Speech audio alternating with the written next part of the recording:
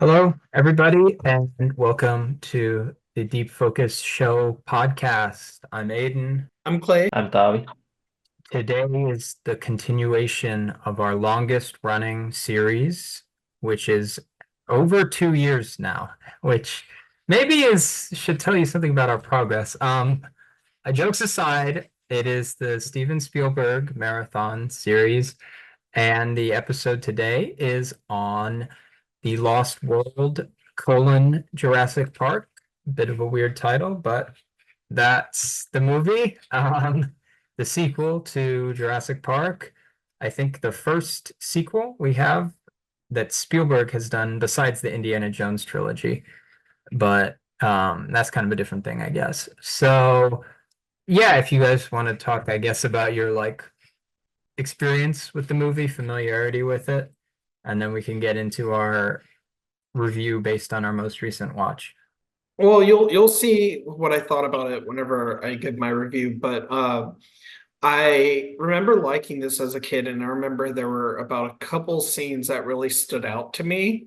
And I'll tell you what those are once I talk about it. But spoiler alert, I do like the first Jurassic Park more, so we can get that out of the way.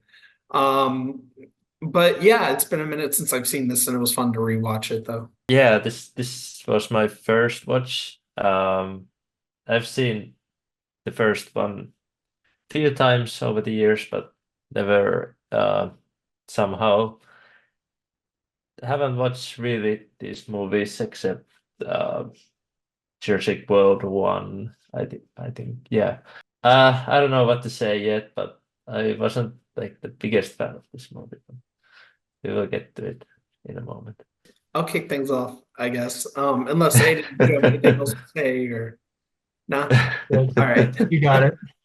cool. So, not Jurassic World, Jurassic Park 2, The Lost World. The opening is reminiscent of Jaws in that a family encounters danger on the beach, on the shore. This time, of course, it's dinosaurs. And of course, it's less suspenseful and probably should have gone on a little bit longer because it just kind of came and went. But Jeff Goldblum reprises his role here as Dr. Ian Malcolm, as well as Richard Attenborough as Dr. John Hammond. And Julianne Moore is new to the cast, playing Dr. Sarah Harding, Malcolm's girlfriend. Hammond tells Malcolm that Harding is on the island observing the dinosaurs. So Goldblum and the others go to the island. Some of the people that go with them include Nick Van Owen, played by Vince Vaughn in one of his earlier roles, and Goldblum's daughter, Kelly Curtis, played by Vanessa Lee Chester. You can tell immediately that when they arrive on the island, the dinosaurs are bigger and the visual effects are a little bit better. I find Sarah a bit annoying from the moment she risked her life to take photos of the dinosaur. I did not like that. I think the writing is clunky.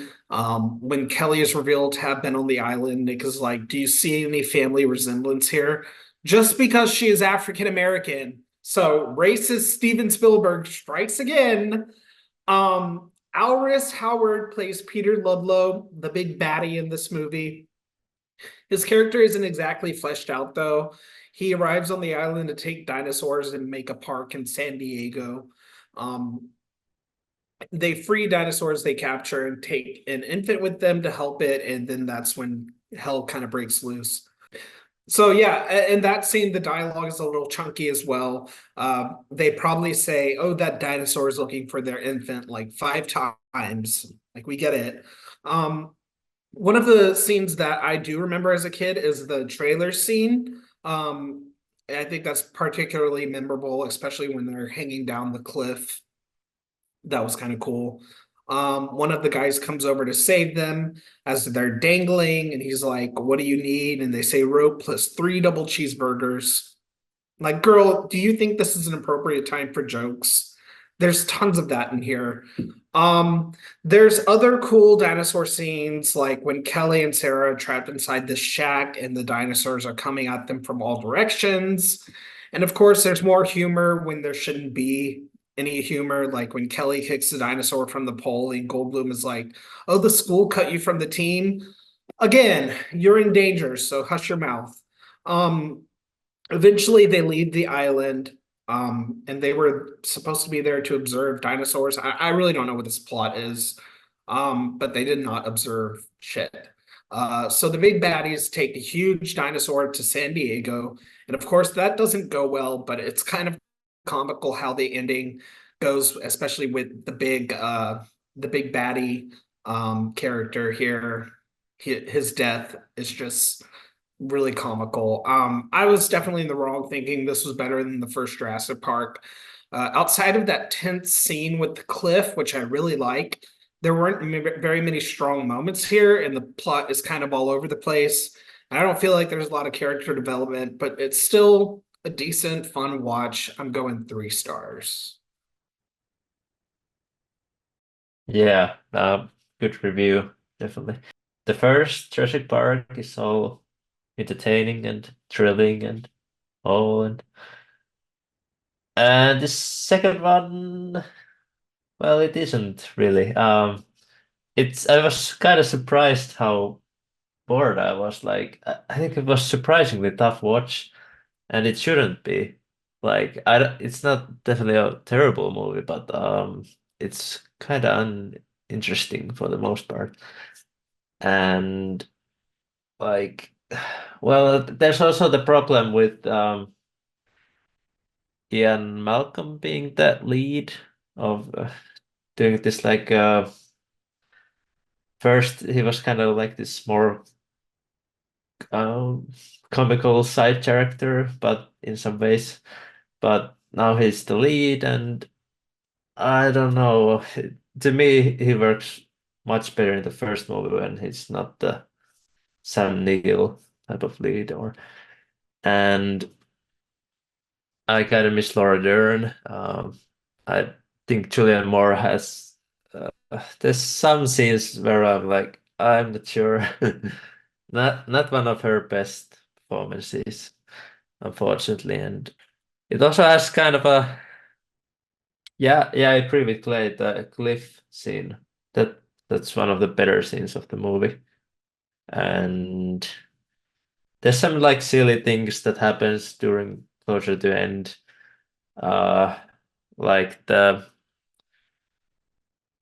with Kelly doing those, like, I don't know, gymnastics. I don't know how to say it, moves, and kind of kicks the dinosaur out of a window, and I'm like, I'm not sure. It's kind of a movie moment there, and the ending with the I hated the scene where the ship is coming, and they just keep watching it comes and nobody moves or anything until it's right there, and then oh no, you have to go. Like, come on, man. And I'm not sure what's the first movie with uh Janusz Kaminski filming. I don't remember. Maybe it wasn't. I think Schindler was the first one with him, but the film looks kind of cool, and Joe Williams is of course back, and uh, we have those yeah, the usual Spielberg uh crew here. And I just don't think the cast is that strong.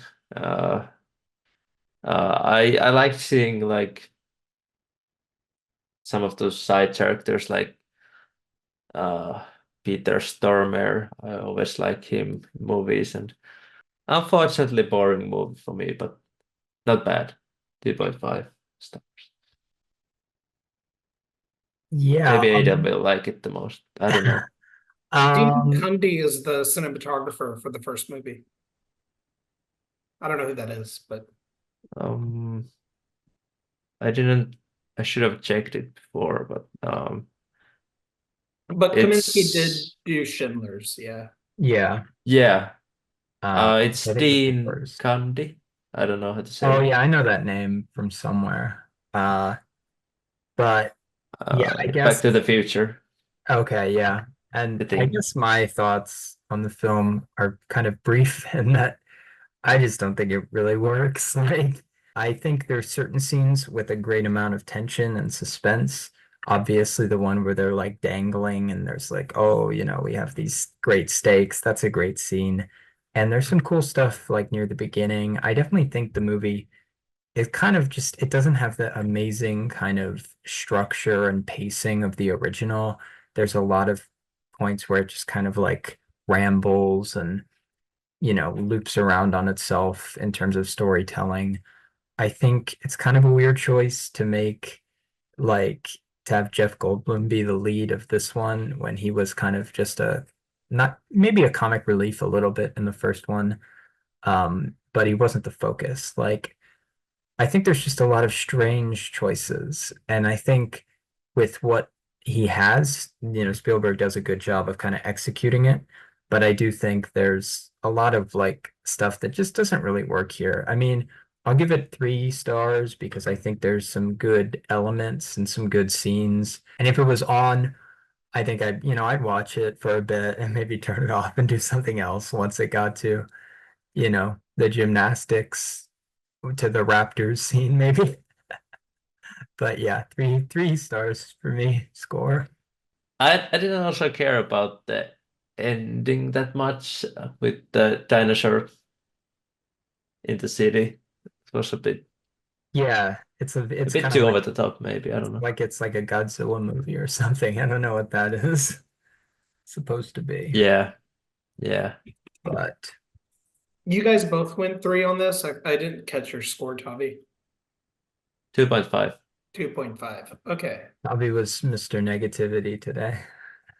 No, I almost went 2.5 myself actually. So um yeah, it is what it Yeah. is. It's kind of a yeah, it's like it was Jurassic Park and then Schindler and now this it's kind of a like oh man. Yeah, we were spoiled there for a bit. This is kind of back to like always territory. Stuff And like that. And Amistad is next. I haven't seen that movie. I haven't seen it I don't either. really know. So It's historical drama, yeah. it could be good, probably is good. It's probably at least like doesn't have weird stuff like dinosaur gymnastic fight scene. So we have nowhere to go but True. I don't like the movie poster. I don't like that.